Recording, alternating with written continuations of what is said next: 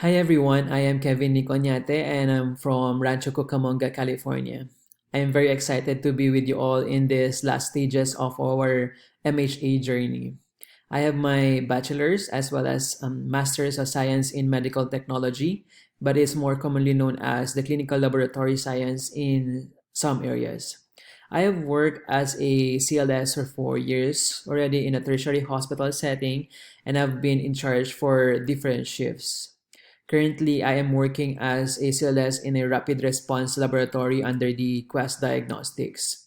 As I continue to be subjected to some sort of administrative job, I want to further my superficial knowledge about managing a team and handling different situations. Therefore, I am more interested in the administrative leadership and the policy and legislation in our CARS concept.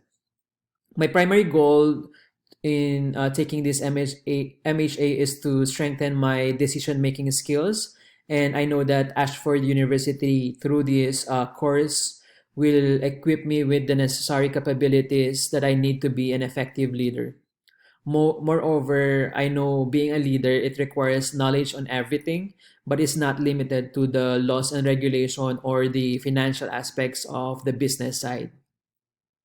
Working in the laboratory where we handle protected health information and important patient results that could significantly affect their well-being or their treatment, I know that we must be knowledgeable on the policy and legislations that govern the handling of these specimens from the collection until the releasing of the official results.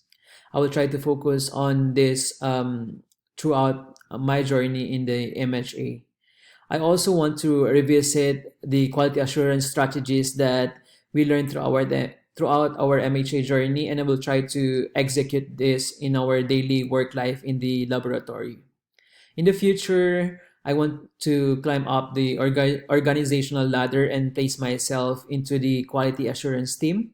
And I want to embody all the learnings that I have from my MHA journey to ensuring the quality of service that we do in our organization.